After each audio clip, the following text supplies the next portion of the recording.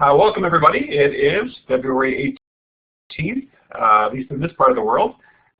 Today we have a really great guest here tonight. It's Doug Belshaw. I'm going to actually just pop in his link here. That's his About Me page, and I think a few of our guests have demonstrated those. So you'll get a sense of a little bit more about Doug. But I just want to say personally, I guess I've known Doug for a number of years. I think back when he was a school teacher, and I was able to finally meet him last year in the UK at the Plymouth conference, actually, at the University of Plymouth. And I was just really thrown back and blown away by sort of his knowledge in this particular area. And as you'll probably know, as he'll share, Doug did a doctoral dissertation on the topic of digital literacies. And so he's going to share some of that today and some of the research around it. But not just in terms of really understanding this stuff. I find Doug just a fantastic guy, really incredibly knowledgeable, a fantastic speaker. So I think you'll really enjoy this today. So as we explore digital literacies for the next couple of weeks. So I really want to thank you very much, Doug, for being part of this. It's just a pleasure to have you. And I think I actually know people will really enjoy this session. So I'll pass it over to you. Thanks very much, Alec. That's a very kind introduction. I hope I can live up to it.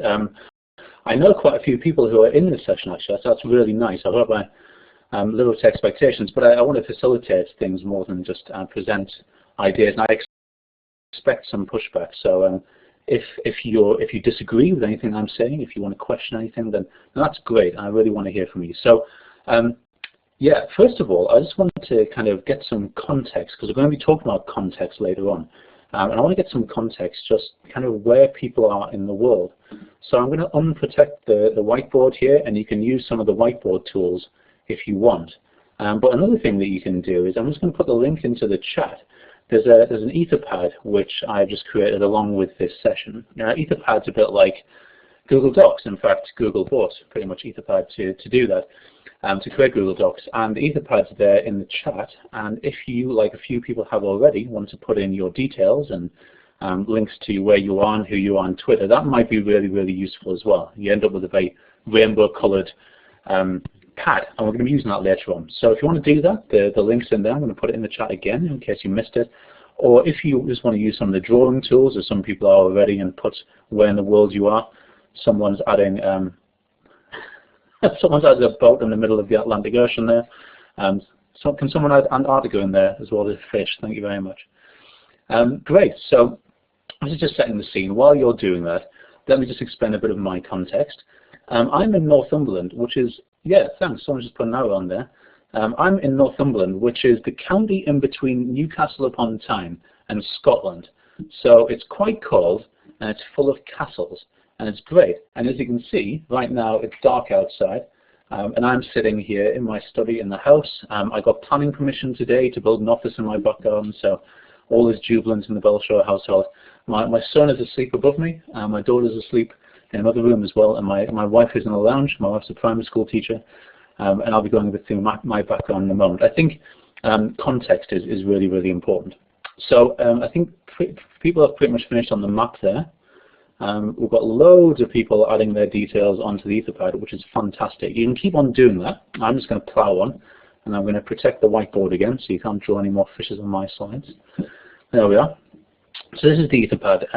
Etherpad is a wonderful tool, and we use it. I work at Mozilla, and I'll explain more about that in a moment. We use etherpad all the time for meetings, for anything like that, because it's a very democratic tool. It's something which you can put an agenda on. You can really hack the agenda. So if you've never used etherpad before, have a go with it. It's a bit frightening at first because of the chat which goes along with the actual pad itself.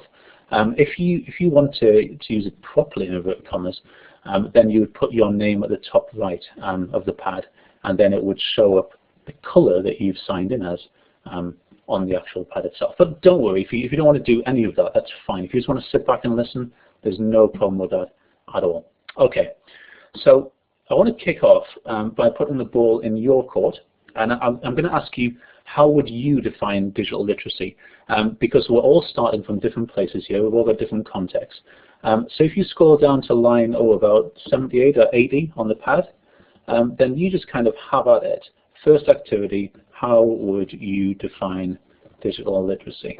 Okay, and I'll just add a little bit of commentary while we're doing that. But good, some people have piled straight in there already. I love the way that you end up writing over each other and you end up crossing out what other people are writing and everything like that on etherpads. Someone should do a whole PhD just on etherpads. It's awesome. So we've got ability to use Web 2.0 tools. We've got 21st century literacy, being confident. It's just literacy, some people are saying. Understanding and searching, using digital tools to communicate. Lots about being confident and decoding things, more than just reading and writing. All that kind of stuff. Someone's put proficiency in there. Someone's put like it's a sub-speciality of literacy, so literacy is the overarching target. Someone's using the example of etherpad, saying it's being confident to just give something a go, and using etherpad as that example of it. So yeah, exactly. So all those kinds of things, negotiated meaning in digital context. What I want to get at here is that there's no real right or wrong answer here. It's all about your context. And I'm going to flesh that out in a bit more detail in what I want to say. So while you're just having at that and disagreeing with each other, let me just introduce myself in terms of context. I think it's important because I'm going to present something which makes sense in my context, and it might not make any sense in yours. And it's important to kind of know where I'm coming from and why I might have come up with the approach that I've got, and whether that's going to work for you or not work for you as well. By the way, if you've got any questions for me as we're going along, if you could prefix the question with a capital Q in the chat on Blackboard Collaborate, then I'll be able to scroll back through the chat and see those questions. Otherwise, you can either chat in here just normally in the back channel on Blackboard Collaborate or on the etherpad as well. But if Laura Hilliger just put one in, like capital Q, she's put like this Doug question mark, so something like that. So my name is Doug Belshaw. My role for Mozilla, which I've been at for 7.5 months now, is Badges and Skills Lead. That means I do a couple of things, which I'll talk about later. On Twitter, I'm at @DAJ_Belshaw. You can email me. I'll always respond. Doug@mozillafoundation.org. And as Alec very kindly showed at the start, I'm at DougBelshaw.com, and I've got a blog and on various places as well. So that's me. And really, my background, the most important thing in relation to this session is that I wrote my doctoral thesis on digital literacy. And basically, that I stumbled into doing a doctorate. I'll not bore you the whole story, but basically I did a master's, an MA in education as a continuation of my teacher training. And then I wanted to actually drop out of that, and they convinced me to do a doctorate instead, which I still don't know how that meeting ended up happening, but hey, I ended up with a doctorate, which is great, and you can read it at neverendingthesis.com, because that's how it felt like, and I intended to keep on tinkering with it. Because my work at Mozilla now is around web literacy, I kind of see that as a continuation of my doctoral work. So this was me about 5 years ago, a thinner and less hairy Doug, teaching in Doncaster. I used to teach history for my sins and a bit of ICT as well. I used to love teaching. I still do. I really miss it. But I love the work that I'm doing right now, and teaching is kind of very much a part of me. So I ended up being a senior leader as director of e-learning for a 9-site academy, age 3 to 19. So that kind of educator part of me is still very, very important. So I'm not just a researcher, I'm an educator as well. After that, I worked in higher education for a couple of years. I worked for an organization called JISC, you might have heard of, JISC Infonet. I was a research analyst. I built presentations, research things like digital literacy and mobile learning and all that kind of stuff. And then now I work at Mozilla, which is a global non-profit. You probably know it best for the Firefox web browser, but we do way more than that.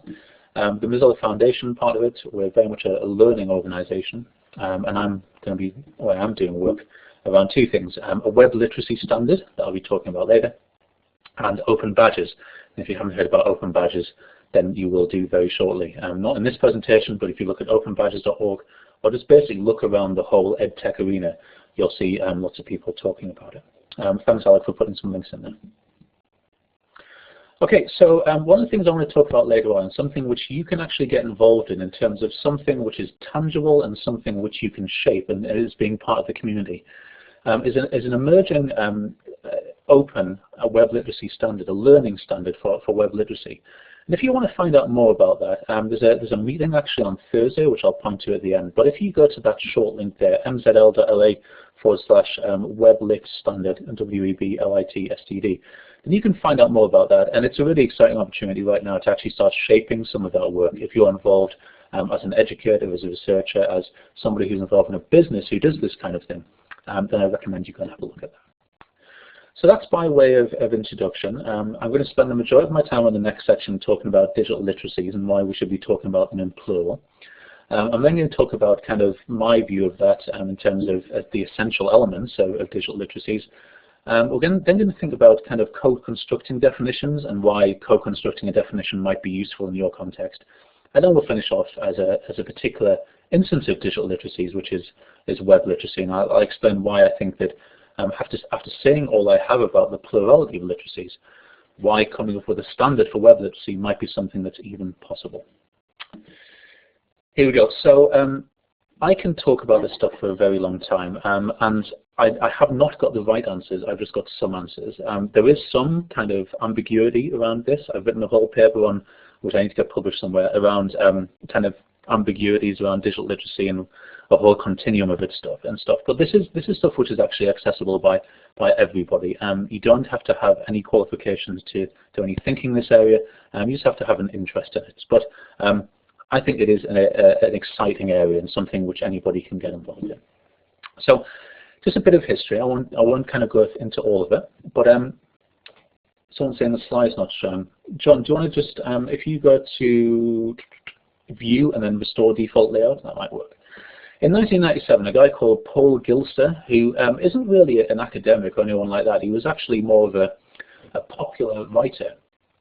He wrote a book called Digital Literacy. He's moved on to things around like space and investigating all that kind of stuff. But there was all of these ideas floating around, and he kind of coalesced it into this book called Digital Literacy in 1997. And it's a very interesting book. It's written in a fairly journalistic style, and there's over 30 definitions of digital literacy in that book, which is fascinating in itself. But that kind of led to problems in terms of defining the area and understanding what was going on. So I think that really the problem with that book and all of the work that's gone on since is that we tend to talk about what is digital literacy when we don't even really know what literacy is.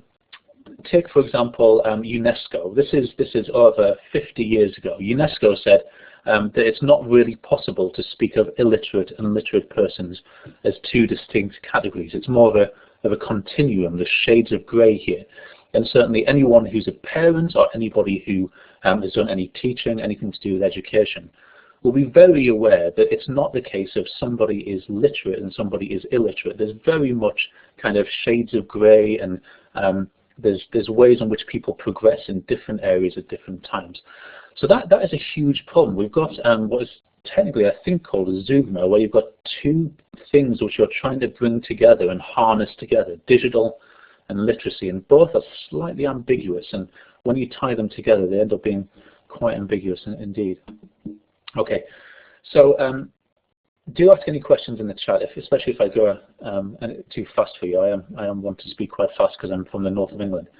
But effectively, if I talk about a continuum of digital literacy, and we are talking about in the singular at the moment, then there's really two ends to the spectrum. There's the autonomous end of it, where people like Brian Street described that view as being independent of and impartial towards trends and struggles in everyday life. So there's something objectively out there. There's an autonomous kind of idea of digital literacy. And that's at one end of the spectrum.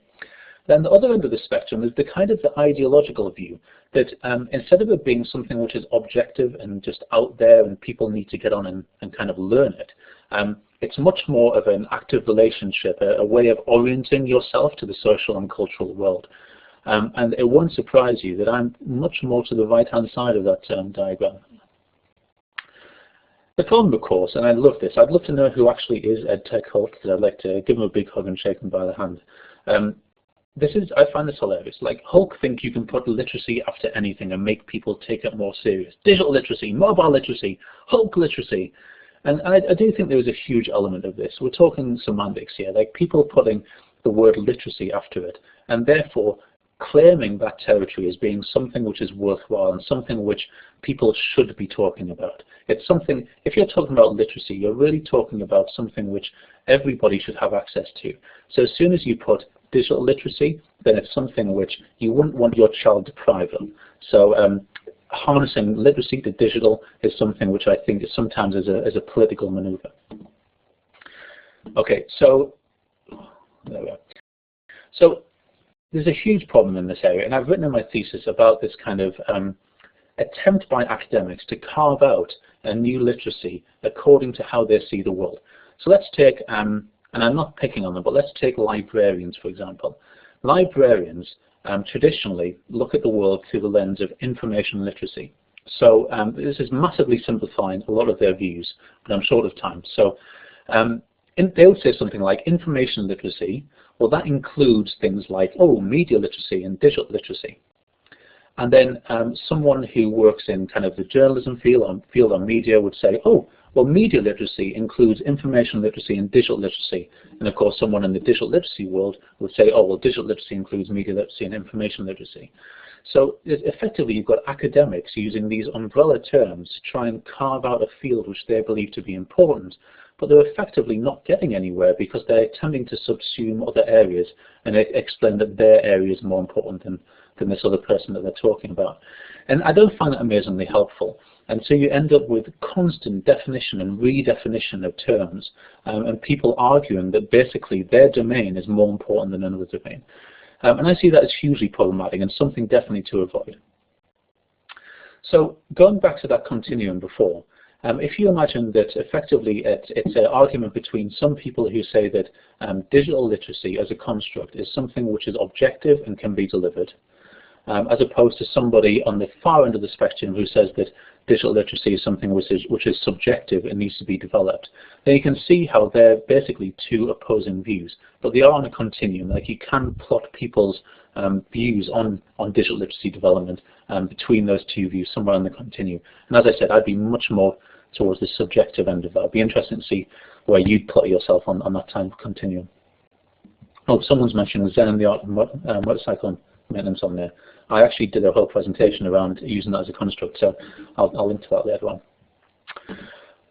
Okay, so there's lots and lots of seminal thinkers in this field, people who have really done some hard thinking, and I've just literally used theirs as a stepladder. Their thinking is much more profound than mine. But this is David Borden, who says that updating of understanding and competence will be necessary as individual circumstances change.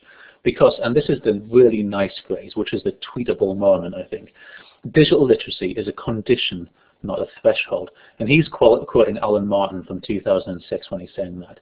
Digital literacy is a condition, not a threshold. And if you think about that, then it changes the way that we think about teaching this stuff. Because it's not as if, well, oh, well, you can now have a stamp and a lollipop. There's a good boy. You've now reached your standard of digital literacy.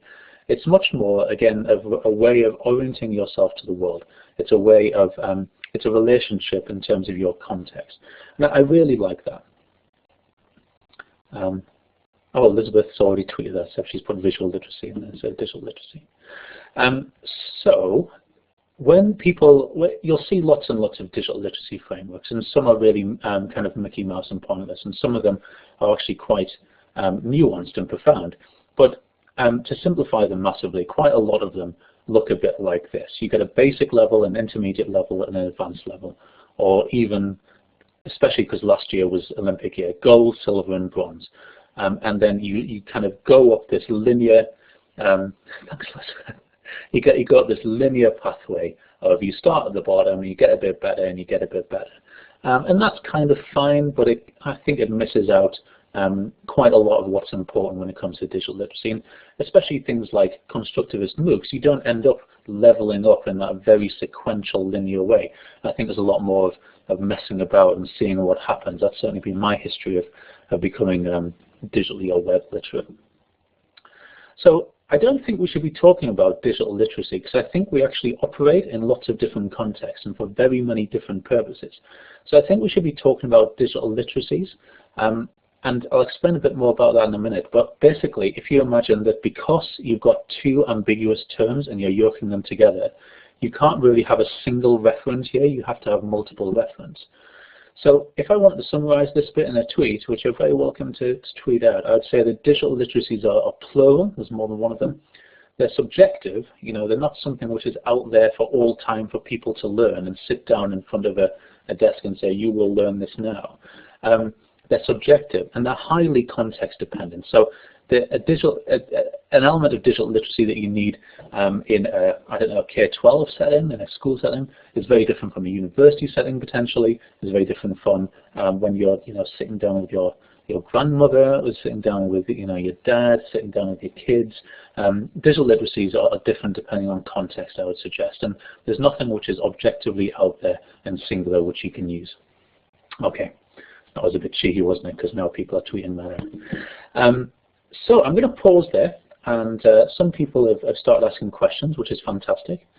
And Cam Maxwell's saying that I look like Fidel Castro, which is wonderful. So Clay has put, why keep the word literacy at all at this point? That's a very good point. Okay, I'd be interested to see what you would have instead. Stephanie Rose put, perhaps fluency might be a better one. A few years ago, actually, digital fluency was kind of commoditized as a term. And you effectively end up in a similar situation, because you say, well, what does it mean to be fluent? Yeah, because really we use fluency in very many different ways depending on different circumstances. So you're effectively substituting an ambiguous word for an ambiguous word. But I do take your point, absolutely, and this is why I want to have a different approach, which is what I want to talk about in the next section. But yeah, really good point. I'm just scrolling back through the chat now to have a look at more cues. If you want to come on actually and talk, do I don't know, Alec, if they can hit the talk button, but I'd be interested to hear people. Dave saying Doug flails his hands around as much as I do. Well, I've got to keep them interested, Dave. Just looking for questions.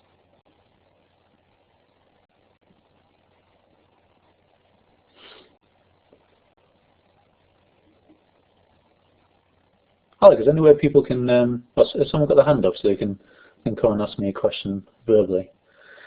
Oh, Bernard's put, is it really academics try to feel important or experimenting with terms around which we can have a rich and diverse discourse? Well, of course, I wouldn't want to misrepresent academics too much, but of course they are subject to things in the UK like the Research Excellence Framework, the REF, where they have to do, you have to show impact, and one way of showing impact is to get everybody to use the term that you defined, of course. And yes, there is a way of experimenting with terms, and there are a lot of examples of that. And because I'm short of time, I'm massively oversimplifying. So there is examples of people who are experimenting with terms, but there is a lot of misunderstanding and a lot of people in different domains trying to claim the territory as their own. Now, someone's put Twitter literacy, but actually Howard Reingold, who's presenting on the Educational and Technology Media MOOC this week, does actually talk about Twitter literacy. You should actually search for that, because he wrote about that a few years ago. Right, well, if there's no more questions, and people have got some fascinating definitions of digital literacy on their etherpad. Cool. Someone's put digital literacy is meaningless. Cool. Right, so I'm going to plow on unless there's any more questions. Howard's in the room. Hello, Howard. Right, here we go. Let's plow on. So, next bit. So I'm going to explain why I think that coming up with some different way of approaching digital literacy rather than endlessly trying to come up with a definition might be useful. And in fact, I'm going to ask you to do something at the end of this in terms of co-constructing a definition. So you might want to work with somebody else, I don't know. You might want to use a bit of pen and paper, a few post-it notes, you might want to use the etherpad, it's completely up to you. But I'm going to explain why I think approaching this in a different way is quite useful. So from the research, and I understand that this is going to be highly problematic for some people because I'm not going to quote people at length. I'm going to present sound bites. I'm not going to have a huge bibliography at the end. Thankfully, I can point towards my thesis, which does have a huge bibliography and does go into the academic stuff. But you have to trust me that I spent a long time doing a meta-analysis of various research in this area, from dusty old books like that to blogs and other things. And basically, I came up with what I would consider to be the 8 essential elements of digital literacies. So things which any definition of digital literacy really needs to include in order to be worthwhile. Some different themes and areas and categories which really, it might be an idea to have a think about if you're coming up with a definition. So they're the cultural, the cognitive, the constructive, the communicative, the civic, the critical, the creative, and the confident. And you might ask me about the confident element later on, but given that people have already put confidence into their etherpad definitions, I see that some people are agreeing with me already, which is good. So I'm just going to take kind of sound bites from the literature over these different 8 elements. There's more than obviously just these quotations to back up what I'm saying here, but I just want to use these as a snapshot just to kind of pique your interest, as it were. Frederick's asking, what do I mean by civic? Well, we'll come on to that, Frederick. So by the cultural element, for example, Hannon in 2000 says, well, the nature of literacy in a culture is repeatedly redefined as the result of technological changes. So really, as culture changes, then your definition of digital literacy changes, or digital literacies in plural. And so if you don't actually pay any attention to the culture within which the digital literacies are situated, then I don't think your definition of digital literacies is going to work very well at all. So that's why the cultural element is quite important. The cognitive element. Now, this is something which is usually highlighted above anything in kind of fairly instrumental definitions of digital literacy. So functional internet literacy is not the ability to use a set of technical tools, rather it's the ability to use a set of cognitive tools. And this is something especially in information literacy which people talk about a lot as well. So it's not just the procedural way in which you can use a computer or you can use a database or you can use the web or whatever. It's actually the way that you think about that, the way that you reflect on it. So it's the cognitive processes which underlie the procedural things that you do. And so a lot of people, when they're defining digital literacy, very much focus on, to the exclusion of other things actually, to be honest, the cognitive element of digital literacies. Moving on then. The constructive element of digital literacy, well, this is something which there's lots of European work around digital literacy of varying quality, it has to be said. Some of it is really nuanced and useful, and some of it is a bit pointless and just aimed towards policymakers. But this one in particular, digital literacy, is the awareness, attitude, and ability of individuals to appropriately use digital tools in order to enable constructive social action. So not just them being passive consumers of stuff which other people have made, but actually they can use digital tools in a reflective and appropriate way so that they can do something constructive, and especially around social action. So I quite like that definition, especially when it's focusing on the constructive element, because it gets away from the passive element. But focusing just on that, I think, will be problematic. So let's have a look at the rest of them. So the communicative element would seem obvious to people like people in this chat who are actually communicating online right now, on Twitter and other social networks and things. But they're booking in 2007, and I really would look at his work, his books and his articles and things. Digital literacy must therefore involve a systematic awareness of how digital media are constructed and of the unique rhetorics of interactive communication. So not just the different communications channel, the fact that, for example, now we've got a back channel which you may be completely flaming me on the etherpad chat, for example, or asking questions, or different communications channels, but actually how those rhetorics of interactive communication reflect power structures, how they're constructed, how they privilege certain narratives, all that kind of stuff. And I think sometimes definitions of digital literacy, should I say plural, they miss that out. They miss out the fact that yes, you might be able to access things, but actually your voice can never be heard because you have no say in how that communication channel is either policed or constructed or whatever. Okay, 4 more. Modern society, so this one is about being confident, and a lot of people have asked me, why is confidence in there? Well, I think, can you be an unconfident, digitally literate person? Well, potentially, and a lot of these things, and you kind of think about the particular context that you're in and whether it's worthwhile in that context. But I think, like someone said on the etherpad chat before, the fact that you can have a look at a tool and dive straight in and just mess about and see whether it works, that seems to me to be some kind of element of digital literacy, and I think that's actually something which is programmed out of people by perceived failure when they're doing some kind of training around computers, ICT, and whatever. I think usually our natural position would be, before we unlearn that, is to dive in and see what we can do. I'm very, very aware that some people might want to push back on that. So modern society is increasingly looking to people who can confidently solve problems and manage their own learning throughout their lives, the very qualities which ICT supremely is able to promote. That's the OECD in 2001, still using ICT because it was 12 years ago. Three more. So creativity, I think that's obviously important when it comes to digital literacies, being able to do something either based on someone else's work, which is pretty much everyone's standard way of operating, or trying to create something completely new from scratch. But certainly some kind of creative adoption of new technology, I think, is important. And this one by Conlon and Simpson is a bit of a dig at prescriptive curricula. For example, like Michael Gove is trying to impose in England at the moment.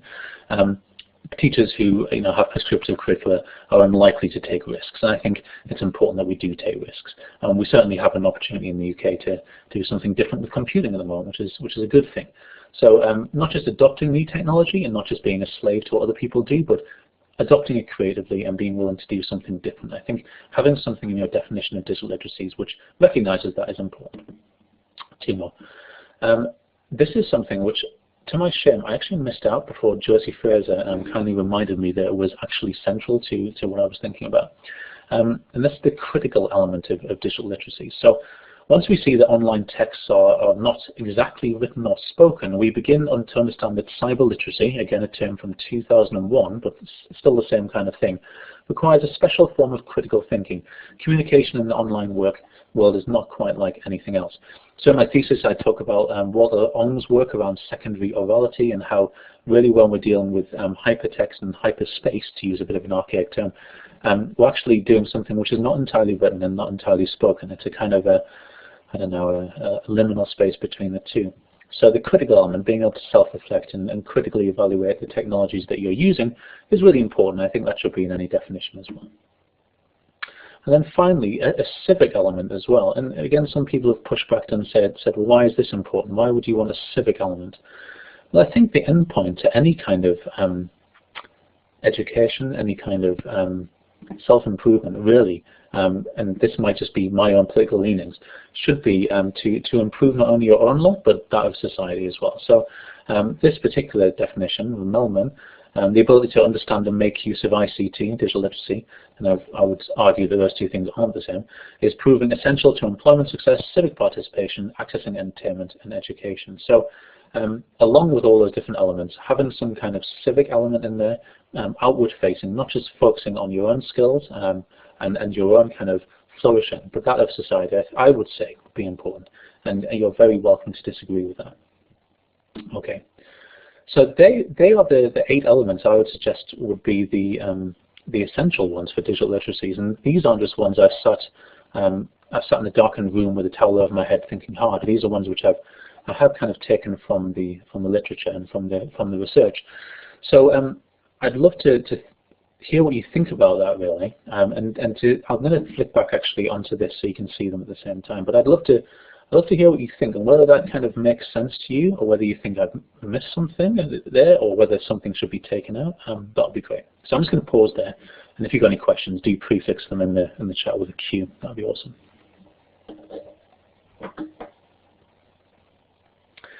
Karina's put, why not connect? Well, I'd suggest that it might be covered under the communicative element. I see what you mean in terms of it doesn't cover all of that, but I would say that thinking about different communications channels and kind of presupposes that there's someone on the other end of that communications channel. I don't know. What do you think? Try and put a Q before your questions, because otherwise it's difficult to know whether you're just chatting generally or asking me a question. Andrew, do some bind more easily than others, or some more easily absorbed when combined? Interesting, yeah. Do some subsume others? How do you network these together? Is there a structure? Is there a hierarchy? Well, that's something which I'm going to ask you to think about in a moment. But yeah, that's a really interesting point. Like if you bind or combine two of these together as if they were kind of chemicals or elements, how do they react with each other? Well, I have actually done some work around this before when I've been presenting, and thought about, well, if you were going to have a task which was trying to develop some of these elements of digital literacies, it would be very difficult just to focus on one. You'd probably need to put 2 or 3 together at a time. So I don't know, like editing a Wikipedia page, which ones would that work with? Well, it might work with the cultural element, thinking about the culture of Wikipedia and how that works in that context. You might need to be confident because it's very easy to get smacked down when you try and edit Wikipedia. You're trying to be civic, you're doing your civic duty there. You might think about how those things are combining. What else have we got? Do feel free to ask me a verbal question as well. Janice asked, what about access? Well, that's something which I think presupposes all of this. So access, I would suggest, isn't an element of literacy. It's something which is presupposed before we even get onto that level. And I can see why you're thinking that in terms of how do you even get into this. But I would say that that's a pre-literate behavior. And in my work on web literacies, which you'll see later on, we start at beginner and then go on to intermediate. We're not doing advanced and pre-beginner. But that pre-beginner is kind of saying, well, this is a web browser. Like I was literally doing this to my son this morning. He's 6. I was saying, this is a web browser. There's different forms of web browser. We all make the best one, etc. And doing all that kind of stuff. Before you even get started really with the literacies of the web, just kind of getting started with how you access it. I can think. Catherine saying she agrees with the Civic. Maybe I'll just try and jump in here if that's okay on the talk. Oh, hello. Hello. I know in some of the literature around digital literacies, people admit that part of a digital literacy is knowing when digital tools are not the appropriate one for that task. So could you speak to the limitations of the modifiers when we're dealing with multi-literacies? So the limitations of the of modifiers when we're dealing with multi-literacies. So the modifier being like digital or ICT or computer or technology.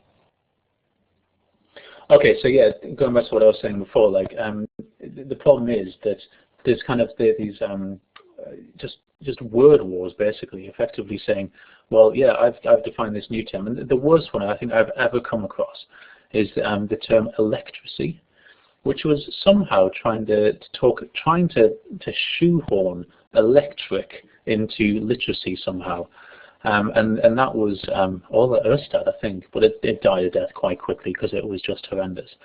But yeah, I absolutely agree that educators, learners, whoever, need to have a toolbox of tools which they can reach into, a metaphorical toolbox which they can think, well, in this particular context, I need to deploy this. I need to do this thing. Therefore, I need to deploy this tool. It's actually slightly too much of a simplistic thing, because sometimes there's extrinsic factors like your part of course, and they say that you have to use this thing. Like today, I'm actually really pleased I'm using Blackboard Collaborate because I actually like it as a platform. But I haven't had a choice on which platform I'm using tonight, for example. I've kind of hacked that by linking to etherpad, and so that's something that I've got up my sleeve. But we've got certain constraints in certain areas. More or less confidence might mean that you aren't willing to do that because you're subject to a power structure in that channel, all that kind of stuff. So it's a fairly big conversation, that one, actually, about how to not effectively win the argument, but how to defend yourself when someone's using a term or a technique, or using a tool which you think is inappropriate. It's probably best to start with, well, why do you think that's appropriate in a non-threatening way? Tom, how about contribute, as in connected learning, contributing to others' learning by what you create? Yeah, absolutely. So we've got the creative element in there. You could argue for contribution as well. You might say that mixing together constructive, communicative, and creative ends up with some type of contribution as well. So yeah, absolutely. I'm not saying that there's not other things you can add in here. I'm just saying that when you boil it down to the absolute essential elements, these have been things which I've seen come up. I'm not saying that I'm objectively right here. I'm just saying that this is the way that I see it. So yeah, that's a good point about contribution. Frederick's putting our motto at the film school is the right to make mistakes. Lucy translated from Norwegian. We spend a lot of time creating safe conditions for failure. Yeah. I'm going to ask Frederick a question here, actually, which I've actually come across this in literature, and I don't know if I don't want to put him on the spot too much, but I've heard that in Norwegian there's no actual translatable word into English for literature, literacy. So literacy, like digital literacy, really means digital competence. Would I be right in saying that? And the only reason I ask, for the benefit of everyone else, is that Norway is held up as a paradigm of kind of how to implement digital literacy on a statewide level in schools. You did put me on the spot there.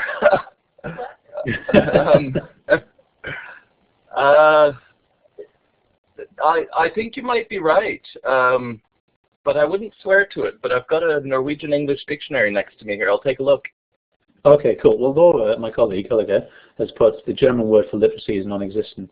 And that's really interesting, because when it comes to the literature, and you see, for example, the European Union saying, oh, well, we just need to see what Norway is doing with digital literacy. They actually haven't got a word for digital literacy as a word, digital competence, which is something very different, actually, when you think about it. It's more to do with using tools rather than having that critical element. So it has come into lesson plans. Sorry. It has come into lesson plans at all levels of education, and they do use competence, yeah. Okay, and in the EU documentation, the competence is with a K, isn't it, in Norwegian, and they translate that into digital literacy, which is really interesting, and either intentional, in an intentional way to deceive us all, or accidental and therefore slightly unfortunate. Anyway, I digress.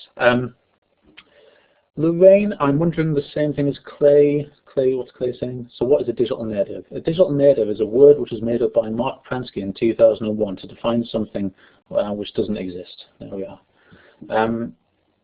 So just background. Mark Pransky wrote an article which wasn't peer-reviewed in some obscure magazine somewhere, I think, which claimed that we had a crisis because all these people were digital natives and they were coming and they were just literally born with huge thumbs that could text. And it was going to be the end of society because we either had digital natives, these people who were born wired, or these people like the rest of us potentially, or because I was born in 1980, I'm never sure whether I'm on Pransky's hit list or not. Digital immigrants who will never be able to speak the language, as it were, of digital natives. And you can probably tell by my tone of voice that I find the whole thing completely ridiculous. He's received a huge amount of pushback, and in fact he's kind of reneged on that idea, and he talks about digital wisdom now. The trouble is because academics have kind of dismissed it. There's an article from 2008 by Munson et al. Who totally take apart the whole notion of it. I'll try and link to that later on. And but unfortunately, it's ended the discourse of educators, and so you get people going, oh, well, I need to teach the digital natives. It's a really unhelpful term, and I'm very willing to go on record as saying so. I'm going to plow on, because I want you to do some stuff for me, if that's all right. So here we go. What I'm going to ask is you to kind of think about co-constructing definitions, and if you want to do this to someone else, if you've got someone sitting next to you, that'd be fantastic. If you want to do this on the etherpad, I'll set a different section there actually. At the bottom of the etherpad, I'm going to just put co-constructing, if I can spell. So that's on line 133. I'm just going to stick that on the etherpad. Now, you can use that however you want. You can use a piece of paper and a pen. That's why I asked you for that earlier. But basically, what I want you to do is to rank these. I want you to think about your context. There is no objectively right answer here. It's not like I'm going to come along and give you marks out of 10, because that would be ridiculous. But I want to think about your context. And let me just explain what your context might be. It might be you're an educator and you have a classroom. It might be a researcher and you're in an office. It might be you're a parent and you've got kids at home and you want to kind of do this kind of stuff. It can be anything at all, your professional or personal setting. And I just want you to think about, well, if I had to say like one of these is the most important, which one would it be? It can be 2 or 3 or whatever. All I want you to do is to think about, in your context, which of these do you think is the least important? Which of these do you think are equally important? Which one is the most important? And I'm going to give you only a few minutes to do that. Okay? So have a think, and then the next thing after that is we're going to be thinking about definitions based on that.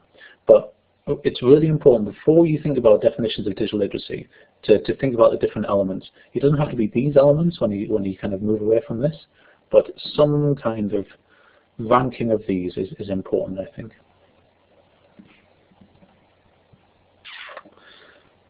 Cool. Some people are putting on in the etherpad already. Some people are saying communicatives are most important. feel free to rank them. Put the first one first, and then just comma separate them, or put them on separate lines, or put your name and then put some bullet points, or whatever you want to do. Use a pen and paper. It's all about you thinking through this. It's not about having the right answer. It's not about parroting what other people put. There's always a bit of peer pressure when you use etherpad to agree with everyone else. Someone just put on Twitter that they loved hearing my position on digital natives. So there we are. Can you type in the chat the name of the author that deconstructed digital natives? In fact, I will link it to you because it's on Google Scholar.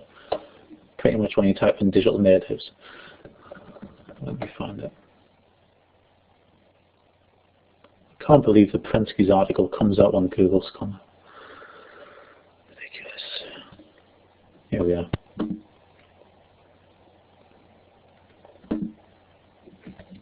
So it's in the British Journal of Educational Technology. It's there. But there's actually, I'll put the direct link to the PDF. I don't know if anyone uses Google Scholar. If you haven't, it's a fantastic resource. I can't really click on that. There we go. That's a PDF. So, there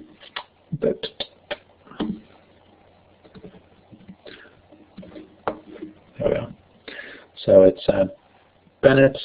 Well, it's not London. It's Maton and Curvin. The Digital Natives Debate, a critical review of the evidence. Totally rips it apart, basically. Oh, people are drawing on it. Excellent.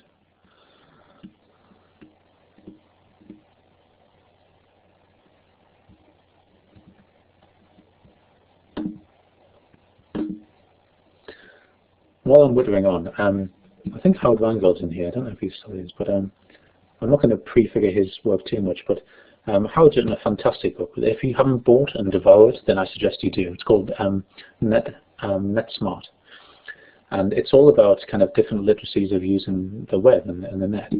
And Howard is a fantastically clever guy, and talks about kind of literacies of attention. And if you think about what we're doing here, and how many different places that you've got to put your attention, and which one you've got to flick between at any given time. You've got me on video. You've got the slides, you've got people adding things to the slides, you've got a chat on the left-hand side in Blackboard Collaborate, and then if you choose to, switching to a different window where you've got an etherpad where people are constantly updating different things. Yeah. So if you think about literacies of attention, which I think is what Howard might be talking about in his session there this week, then that's another nice way of framing things.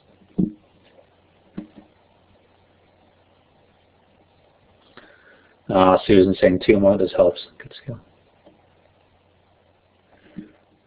I'll shut up because Deb says I can't listen to you while I'm putting numbers on this whiteboard. I'll just be quiet. I'm going to give you 1 more minute actually because it's almost 10 to.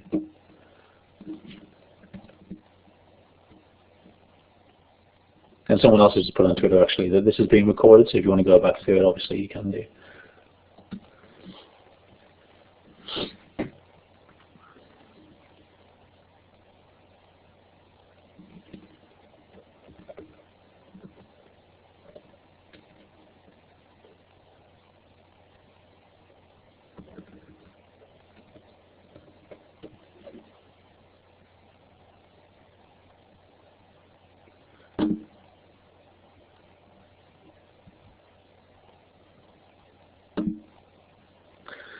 Something I really miss doing from my classroom is this.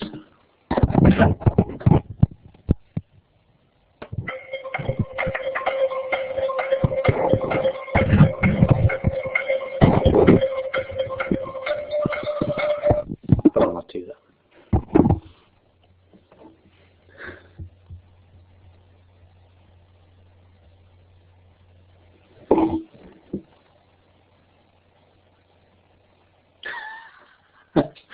For those of you who have never seen Countdown, it's this game show which is the most middle-class game show you've ever seen. It's like all based on letters and words and rearranging them, and people choosing letters from the top, and when you've only got 30 seconds, that's what it does. Anyway, we're going to stop you there, and let's have a look. Dear me, that slide's a mess now. That's good though, that's good. We've hacked it. So lots of people saying that communicative is really important. Let's have a look at the etherpad. Let's see if they agree. Oh, we've got lots of communication, got some confidence in there. Cool. What else do people think is important? It'd be interesting to see what people think is the least important. We've got a couple of people saying that probably the cognitive element is the least important. On the etherpad, they haven't really talked about the least important. One person said that perhaps the cultural is the least important. It's interesting, isn't it? Because depending on your context, then that's where you're coming from. I'd suggest that when you are coming up with a definition, co-constructing them like this kind of surfaces people's prejudices and assumptions and all that kind of stuff. So doing this kind of work is really important, rather than just saying, oh well, this clever person has, you know, come up with a definition of digital literacy, so we'll just unthinkingly adopt that. Because really you're privileging their context, which they've come up with their definition in their particular context. You're privileging their context of your own, which is slightly ridiculous if you think about it. Okay. Alex saying that they've been left out. Okay, I can't actually talk about everyone's work here. I do apologize.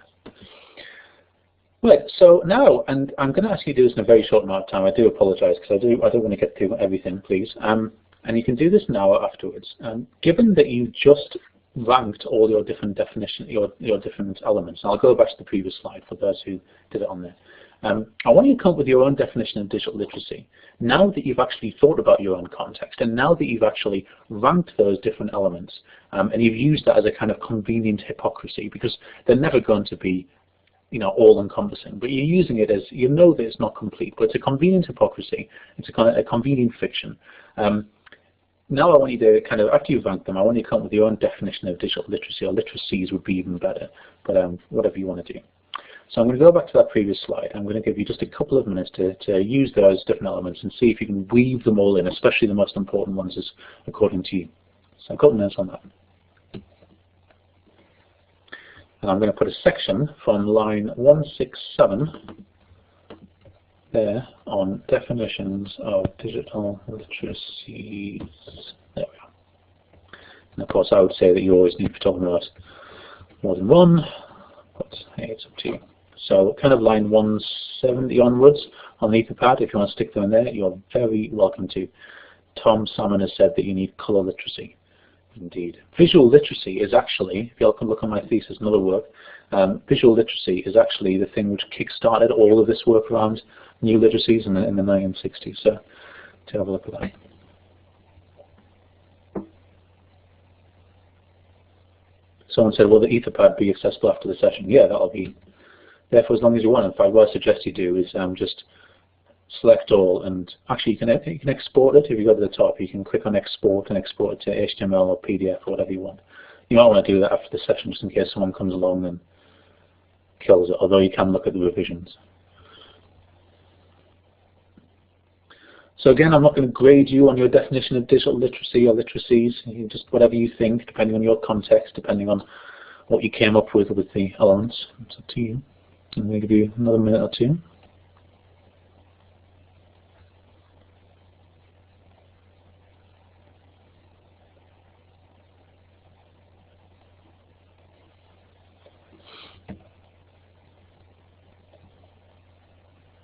Ah, Jenny McNess has joined the session. Someone linked me to your work the other day, Jenny, when you were talking about kind of things around academic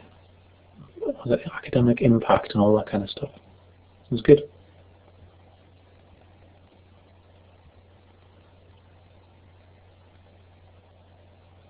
Bruce Nightingale, that's who it was. Dave's asking me hard questions. Any chance you talk about how a literacy becomes a digital literacy? I don't think it's that way around, Dave. I don't think that you would. I don't think it's a kind of a pathway as such. Can you flesh out a bit more? Like, is your background on that thought that you've got some kind of pen and paper literacy, and therefore you're then transposing that to a digital world? So Dave's saying, think about using Twitter. Okay, so I would say that that is something which is predicated upon existing traditional literacy, but kind of has that hypertextual element. So people like Ileana Snyder talk about kind of, and she was working in kind of 1998, and she's got a book called Page to Screen. In that book, she talks about how it's not just literally taking something and then applying it to the web. It's qualitatively different. So yes, we are transposing elements where I can write something down, I am forming letters or whatever. But really, it's not just taking that and putting it into a different medium. That different medium has different affordances. So what tends to happen is that you, like Marshall McLuhan said, you kind of march forward by looking at the rear view mirror. So a bit of a cliche, but like people talking about horseless carriages rather than cars. People effectively using these skeuomorphic techniques to try and understand the way that things are now through the lens of the past. So even Twitter is like that. We're effectively using text, although it's becoming much more multimodal, I've noticed over the last 6 years. We're effectively using text, we're shortening the text, but we actually get different things, like the hashtag. That's an emergent phenomenon of a specific environment, which is Twitter, and that's kind of different social networks. Dave, that's a conversation that we need to have, a much bigger conversation than I can afford now, sorry. Okay, I'm going to stop you there because I've only got like 4 minutes left, and I realize some people might need to leave straight away. Here we go. Sorry if I had the whiteboard protected and you couldn't download the PDF. I'm just going to pick ones at random. It doesn't mean anything. I'm not saying that these are right or anything. Someone's put, being a confident consumer, communicator, constructor of the digital tools, be able to make critical decisions and adapt quickly to changes, learn and relearn, building on the skills developed. Someone has put ability to creatively, communicatively, and confidently navigate digital resources to meet the needs of what you're trying to accomplish. Good. Okay, so anything like that where you've thought through your context and how those elements might play, or indeed any other elements that you come up with in that context. 3 minutes. Here we go. I'll pause for questions at the end, and I will be on Twitter for a bit afterwards, so find me questions on Twitter at DJ Belshaw. I'll put that in the chat in case I forget. So now, the latest work that I'm doing is around a web literacy standard for Mozilla. So my initial work, and this is very likely to change in the coming weeks and months, is available at mzl.la/weblit. And you can see some work that I've done by talking to people like Howard, by talking to Audrey Waters, by talking to lots of smart people in this area, building on work that my colleague Michelle Levesque did previously. And so you might be thinking, well, how on earth can we have a standard for web literacy when you've just been talking about how context dependent it is, how they're plural and all that kind of stuff? How can we possibly have a standard for this stuff? That's ridiculous. What are you talking about? Well, I would suggest that the fact is, with digital literacies, we have multiple reference. We're talking about lots of different devices. We don't really know what we're talking about when we're talking about digital. We might be able to kind of pin down the literacies part of it, but the digital part of it, so many different things that we're talking about. We're talking about the menu system on my surround sound system, this server that I've got here, my PlayStation 3, my laptop, everything is digital, and so we've got multiple reference. Now this is arguable and this is slightly problematic, but with the web we've effectively got a single reference, so it's much easier to say, is this the web, yes or no? Whereas sometimes when we talk about, is this digital, well, kind of. With the web we have a single reference, and so therefore I think it's much easier to say, well, these are the skills, these are the literacies, these are the things you need to be able to read and write the web. And so that's what we're talking about when we're talking about a web literacy standard. So this web literacy standard, it's going to be co-constructed. It's not something which Mozilla or me or anyone is going to impose upon the community and say, you must do this because we say so. It's something which is going to be co-constructed, something which you can help shape, which is awesome. It's also something which is going to be reconfigurable. So just like Lego, which my son and I, in fact, love using, you can take it and build something and then change it just as your interests change, and just as the web changes, this web literacy standard will be able to change as well. It's not like this huge monolithic thing which is going to try and be objective for all time. It's something which is reconfigurable and kind of recognizes that subjectivity and nuance. It's going to be fairly hard to construct.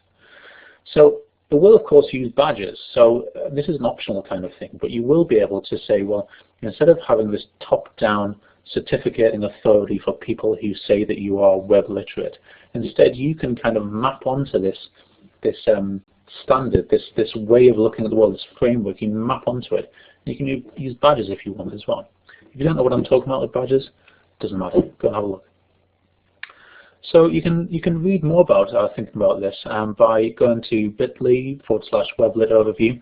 It takes you to a blog post of mine where effectively I just walk you through just the thinking behind this. If you're interested in shaping this, but I see this web literacy work as very much the next step of the work I've been doing around digital literacies. We've got a meeting on Thursday that's linked to from that thing before, but it's at mzl.la/WebLit WebLit Standard. I'm going to put all these links on Twitter afterwards, so don't worry if you've missed them. But that is me, and I believe it's 1:09, so apologies if I've run over slightly. You can find out more about me at dougbelshaw.com and at DAJ-Belshaw, and you can find out more about Mozilla.org. Thank you very much. Oh, that was great. I mean, really deep stuff, and got me thinking for a lot of time. I know a lot of people are thinking quite deeply now, and I think some of the last pieces, especially in terms of a framework and the flexibility of the framework, really make a huge difference in all of this. So I really want to thank you, Doug, for pushing all of us, for providing these slides, for taking the opportunity to answer questions. I think you've offered to answer questions on Twitter after the session, and just work has been fantastic. So I really want to thank you. So if we can all give a round of thanks or applause or whatever works out on the web here.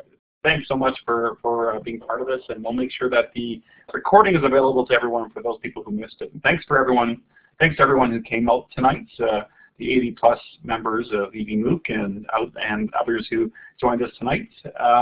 Tomorrow we've got Howard Rheingold.